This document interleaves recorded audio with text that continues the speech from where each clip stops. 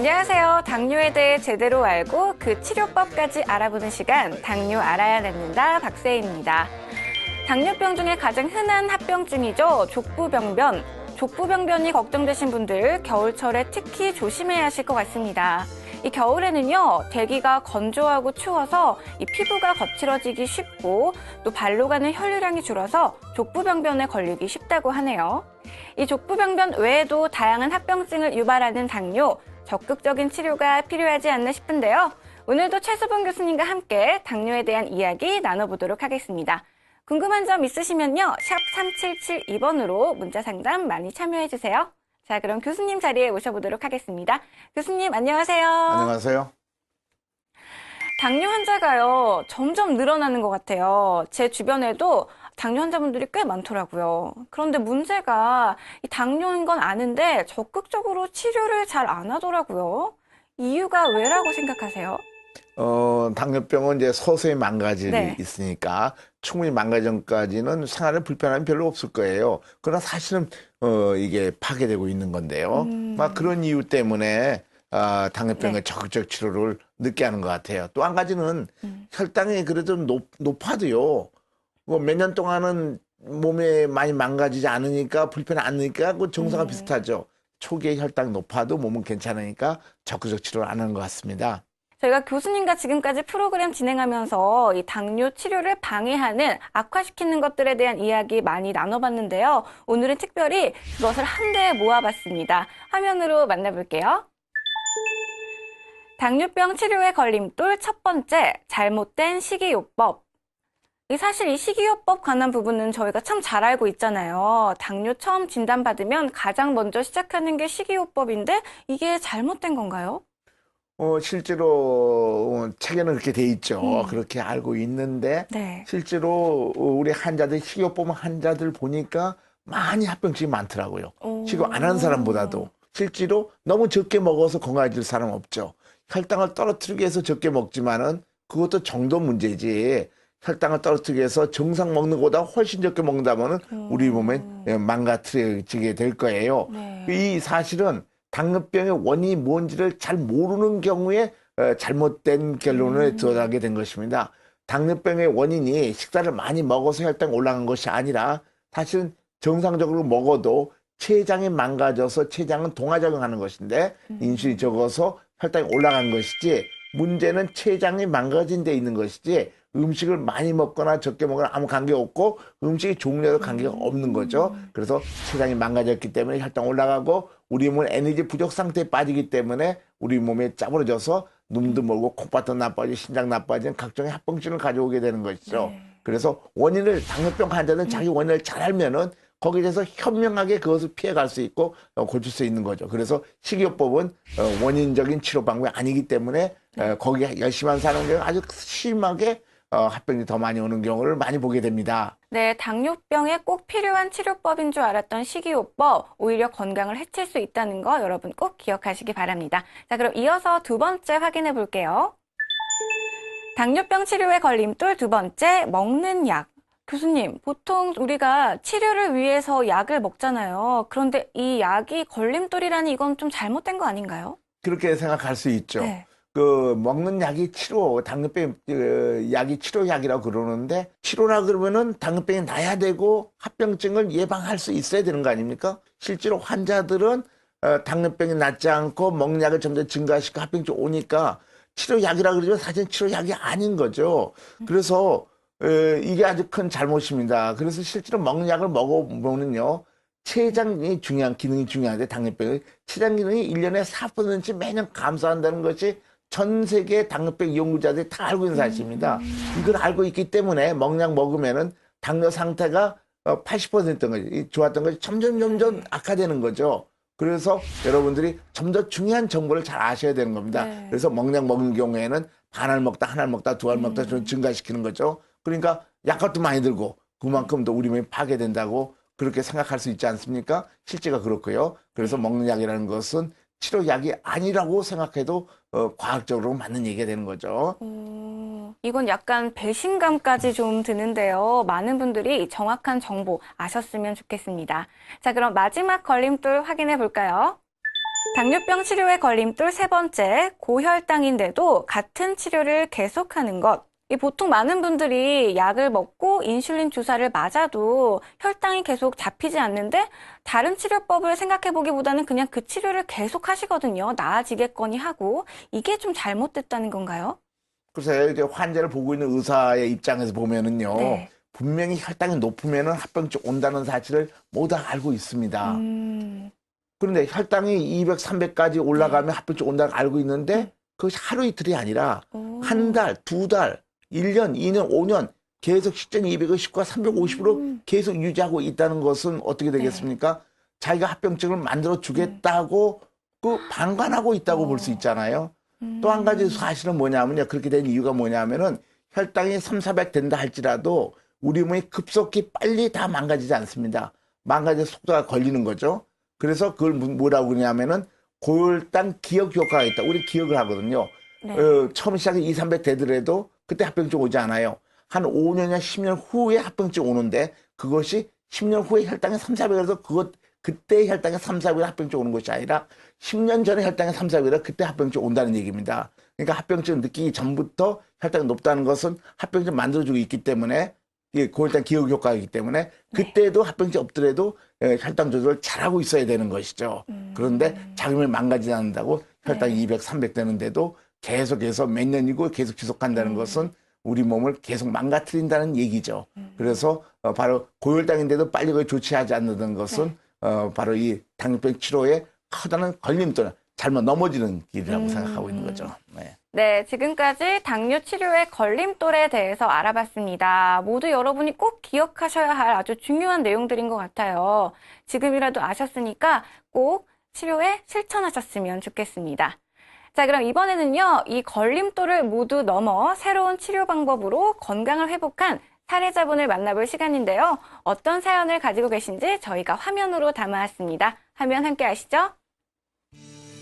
심한 다리 저림으로 잠자는 것이 고통이었다는 이분.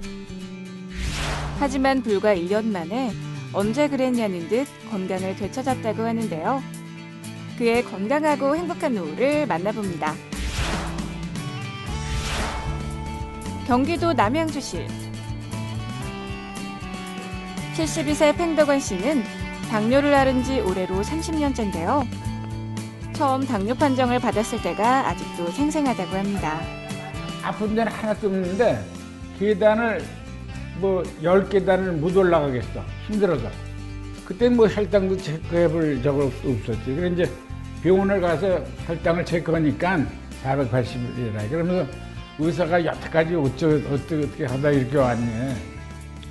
그래 난 먹고 살려고 그러다 보니까 이렇게 됐다고. 무엇보다 힘들었던 건 잠잘 때 심한 다리 저림 증상으로 자다 깨기를 여러 번. 그 고통은 겪어보지 않으면 모를 정도라고 하는데요. 밤이 어두워지고 잠자리에 들으려고 그러면 아주 지옥이에요. 왜 지옥인지 알아요? 한번 지가 나면 저녁 때 다리를 한번 쭉 피면 지가 납니다. 그럼 다리 종아리가 돌덩어리처럼 되죠? 그러면 어떻게 할 수가 없어요. 일어나서 펄쩍펄쩍 뛰다가 남이 주물러줘도 안 되고 이런 것이 반복되다 보니까 밤에 잠자는 게 아주 지옥이라서 저녁 때가 두려웠어요. 자는 것이 지옥이었을 정도로 괴로웠다는 팽덕원 씨. 그렇다면 현재 그의 상태는 어떤 수준일까요? 지금 84 나왔는데 그러니까 80에서 100 사이니까 완전 정상이라고 보면 되죠. 혈당 수치가 정상이라고요? 팽덕원 씨가 당뇨 판정을 받고 가장 힘들어했던 것 중에 하나가 또 식사였다고 합니다. 가려야 하는 음식들이 많았기 때문인데요. 전에는 많이 가렸고 또 병원에서 먹지 말라는 것도 많았는데 지금은 이제 가려놓은 것도 없고 또 식습관도 옛날보다 많이 더 좋아졌고 그래서 좋아요. 전과는 달리 가리는 것 없이 먹어서 좋다니 무언가 달라진 게 틀림없는 것 같은데요. 정말로 가리는 것 없이 골고루 맛있게 식사하는 팽덕원 씨. 밤잠을 두려워할 정도로 고통스러워했던 그에게 무슨 일이 일어난 걸까요? 혈당 수치를 정상으로 돌아오게 만든 이유가 궁금한데요. 그것은 바로 인공췌장기 치료였습니다. 사실 간다고 그러는데 나는 반대를 했었거든요, 처음에는. 솔직히. 아들도 반대했는데 뭐. 믿음도 안 갔고, 그래서, 이게 과연 뭐 좋을까 싶어가지고, 그걸 달고 2주 교육받고 와서는 식생활도 그렇고, 모든 게 좋아졌고, 그래서 여러모로 요즘에는 편하고 좋습니다. 잘한 것 같아요. 예, 잘한 것 같아요. 속기살 제가 드리는 거예요. 자, 갔다 올게. 잘 다녀와요. 알겠어. 열심히 하고. 인공췌장기 치료를 시작한 지 이제 9개월. 점차 좋아지는 건강을 스스로 느끼기에 치료와 함께 운동도 열심인데요. 주로 탁구를 많이 치는데 요즘 방학을 해갖고 좀 걷고 당구를 좀 치고 그래요. 당구요? 네. 당구는 뭐 어느 정도 주세요? 당구 좀 한 5년 됐죠, 그것도. 그러다 보니까 뭐 한 300 정도 친다고 보면 돼요. 그렇다면 여기서 사실 확인에 한번 들어가 볼까요? 큐대를 고르고 장갑에 초크채까지 어딘가 전문가의 포스가 느껴집니다. 자, 드디어 70대 당구 고수의 실력이 공개되는가 싶더니 안 맞아. 잠바를 벗고 하셔야지. 여기 마이크 설치돼 있을 것 같아. 하지만 이대로 주저앉을 순 없다.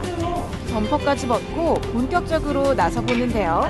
자, 이번에 실력 발휘 제대로 보여주시는 건가요? 이번에도 실패. 체면이 말이 아닙니다.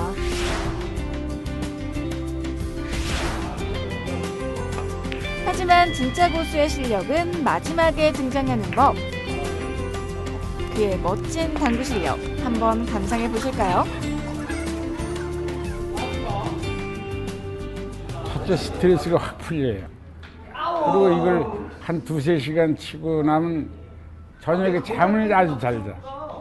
그래갖고 정신없이 자고 나면 그냥 그 다음날 상쾌하고. 그러니까 이게 운동 중에 운동이에요.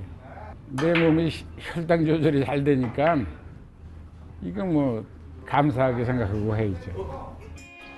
혈당 조절이 잘 되다 보니 건강이 회복되고 일상생활에도 활기를 찾게 됐다고 합니다. 힘들지 않으세요? 에이, 손이 차다, 손이. 생활이 확 바뀌었어요. 어쨌든 이 즐겁고 운동 뭐 탁구를 하고 당구도 치고 걷고 친구들 만나서 뭐 모임도 하고 하다 보니까는 이렇게 사람이 달라질 수가 없고 그 스트레스가 확 풀려. 하여튼 이거 달고 나서 그러니까 이 즐거운 마음으로 자꾸 행복하고 얼마나 좋아요. 그렇게 살고 있습니다. 몸이 건강해지니 마음이 즐겁고 마음이 편하니 행복이 따로 없다는데요. 건강한 팽덕원 씨 부부의 노후를 응원합니다. 교수님, 이분 같은 경우에는요, 당뇨를 알아오신 지 30년이 되셨대요. 그런데 10년 동안 방치를 하시다가 이제 치료를 시작하셨다고 하는데 보통 당뇨를 10년 정도나 방치하면은 합병증이 오게 되지 않나요? 굉장히 합병증 위험이 클 것 같은데 어떤가요?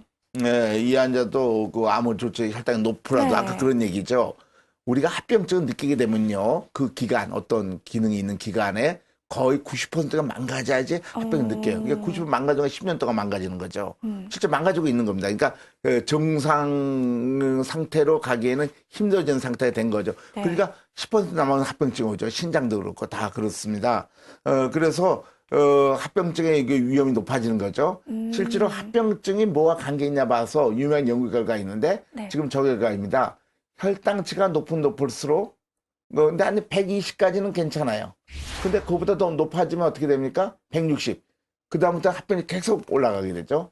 당화혈수 6% 이상 되면 합병증 오래가 됩니다. 그러니까 어느 레벨 이상 되면 합병증 오게 되는 거죠. 저런 레벨이 계속 된다 그러면은 합병이 틀림없이 오게 되겠죠. 다른 연구 결과 보게 되면요, 당화혈수 6%가 정상인데 7, 8, 90은 굉장히 높아지는 겁니다. 보면은 각종 합병증, 망막증, 신장합병증, 신경합병증이 계속 증가하게 되는 거죠.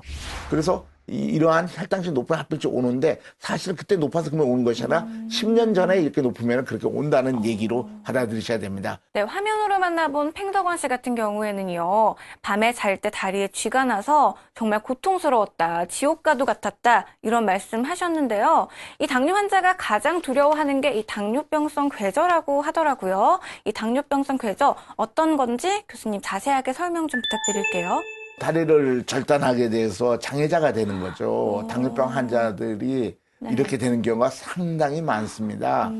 그 경우는 왜 그럴까요? 혈관도 굳을 거고 신경도 다 망가지게 되죠. 네. 그래서 우리 다리는 또 한 가지 뭐냐면 우리 몸에 가장 멀리 있잖아요. 머리에서. 그래서 신경합병증이 와도 가장 빨리 오게 되고 함부로 균이 잘 자라게 만들고 혈액순환도 잘 제일 뭐니까 동맥경화 쪽. 그래서 결국 그 합자가 돼가지고 서로도 도와가지고 고름이 생기게 되고 급격히 우리 다리를 고름게 만들죠. 결국은 다리를 절단할 수 없는 상태까지 빠지게 되는 거죠.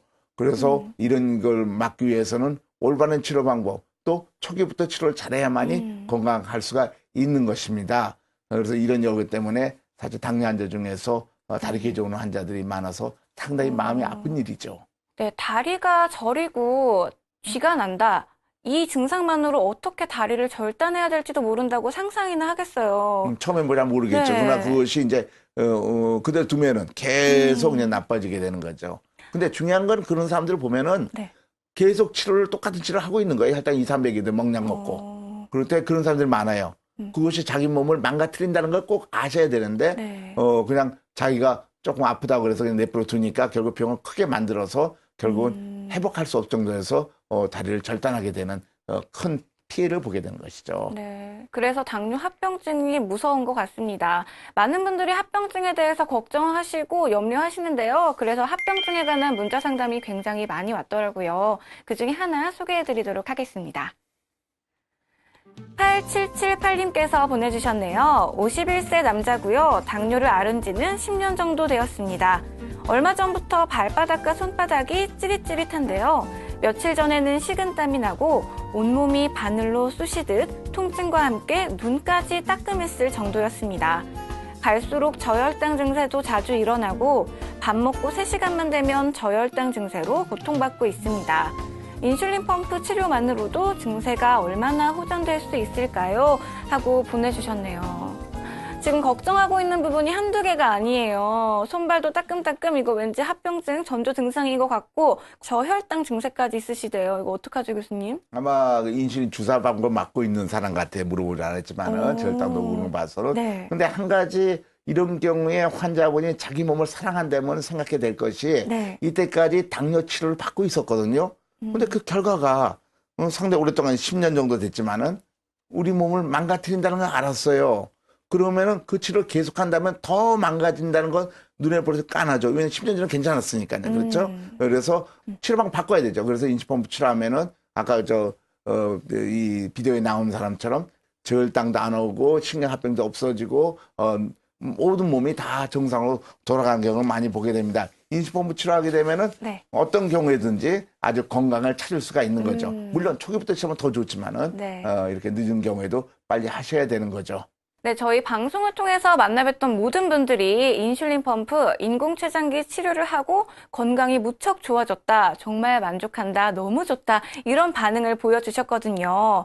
그런데 아직까지도 인공췌장기 치료가 어떤 치료인지 잘 모르고 계시는 분들이 굉장히 많아요, 교수님. 인공췌장기 치료, 어떤 원리로 치료가 되는지, 기존 치료 방법과 어떻게 다른지 설명 부탁드립니다. 인슐린 들어간 양을 인공췌장기로부터 인슐린 들어가니 매일매일 조금씩 줄여줘야 됩니다. 일주일 이제 쭉 줄어들죠. 그래서 췌장을 회복시키죠. 실제로 자기 췌장이 얼마나 인슐린 나오냐를 재본 결과에 의하면은 우리뿐만 아니라 인슐린 펌프 치료하는 다른 나라의 교수도 증가하는 걸 볼 수 있습니다. 근데 인슐린 주사 방법과는 아주 다른 방법입니다. 이게 어떤 사람들은 기계로 넣어서 편리하다 그런 것이 아니라 인슐린 주사기 방법은 저렇게 장시간 인슐린을 주로 하고 단시간 쓴다 할지라도 인슐린 주사 방법의 차이점은 인슐린 펌프가 차이점은 이 실제로 이 피 속에 인슐린 들어갔을 적에 우리 피 속에 인슐린 얼마나 작용하는가를 조사해 보면요. 인슐린 주사 맞는 똑같은 장소에 똑같은 양을 했다 할지라도 할 때마다 플러스 50%, 마이너스 50% 차이가 나요. 그러니까 이 환자처럼 고혈당, 저혈당에 자꾸 왔다 갔다 하게 되는 것이죠. 그러나 인슐린펌프증은 그 차이가 3% 이내로 효과가 일정하게 나타납니다. 그리고 그 큰 차이가 있죠. 그래서 먹는 약과는 영 다른 치료고 인슐린 주사 치료과도 실제로 그 효과 면에서는 완전히 다른 거죠. 단지 편리 때문에 하는 것이 아니라 그것에 우리 피부에서 인슐린의 효과가 나타나는 양상이 완전히 다르다는 거 과학적으로 증명되어 있습니다. 그렇기 때문에 많은 의사들이 인슐린펌프 치료를 권하고 있는 것이죠. 네, 인공췌장기 치료 말 그대로 췌장이 정상적으로 기능을 하지 못하니까 인공췌장기를 달아준다. 이렇게 이해하면 굉장히 쉬울 것 같은데요. 인슐린 펌프 기계를 계속해서 착용하고 생활해야 되니까 이 불편하지 않을까 생각하시는 분들 많을 것 같아요. 불편함은 없나요? 네, 불편함 없습니다. 한국에서도 수십만의 사람들이 달고 있고 전 세계도 상당히 미국 같은 경우 상당히 많이 달고 있고 그래도 생활 잘하고요. 인슐린펌프 치료가 수술하는 것도 아니고 다는데 1분, 빼는데 1분. 그리고 무게는 한 60g 정도 되고요. 아주 쉽게 자기에다가 할 수 있는 것입니다. 달게 하나의 무게만 달고 다니면은 다 되는 거니까 훨씬 더 이익이죠. 네, 그래서 불편한 것보다는 이익되는 게 너무나 많기 때문에 많은 사람들이 그렇게 달고 다니는 거죠. 이 무엇보다 당뇨는요, 합병증을 예방하는 게 가장 중요할 것 같은데요. 인공췌장기 치료로 합병증도 예방할 수 있을까요, 교수님? 그럼요. 합병 예방된다는 것은 많은 연구에 의해서 밝혀져 있습니다. 네. 10년 동안 걸친 DCCT라고 당뇨조력 합병 연구라고 세계적으로 유명한 건데 이것은 실제 인슐린펌프 치료가 합병 예방에 있는가 알기 위해서 했습니다. 망막증, 신장합병증, 신경합병증이 거의 60% 감소했다는 것이 밝혀져가지고 정말 당뇨 환자를 사랑하는 의사들은 야, 이 치료 해야 되겠다. 우리 환자 얼마나 잘 살렸냐. 아주 전 세계 학술대에서도 아주 자랑스럽게 하고 다니는 의사들이 많아요. 그래서 환자분들은 자기 목숨을 자기가 잘 건강하게 살기 위해서는 환자들 이런 예도 있고 또 이런 결과가 있다는 걸 알고 아는 것이 당뇨병도 힘이니까 알아서 잘 결정해야 될 것입니다. 자기 몸은 자기가 지켜야 되는 겁니다. 몸은 거지만 않기 때문에 결정을 잘 하셔야 됩니다. 아는 것이 힘이다. 당뇨 합병증 걱정하고 계신 분들에게는 정말 희망적인 이야기가 아닌가 싶습니다. 오늘도 최수봉 교수님과 함께 당뇨에 대한 이야기, 치료법에 대한 이야기 나눠봤는데요. 교수님 오늘도 좋은 말씀 굉장히 감사합니다. 네. 네, 지피지기면 백전백승이라고 하죠. 당뇨를 치료하는데 가장 먼저 선행되어야 할 것은 바로 당뇨에 대해 제대로 올바르게 아는 것이 아닐까 싶습니다. 당뇨 인구가 점점 늘어나고 있죠. 지금이야말로 당뇨에 대한 적극적인 관심 그리고 올바른 치료가 시작돼야 할 때가 아닌가 싶습니다. 지금까지 시청해주신 여러분 감사합니다. 저는 다음 주에 더 알찬 정보 가지고 돌아올게요.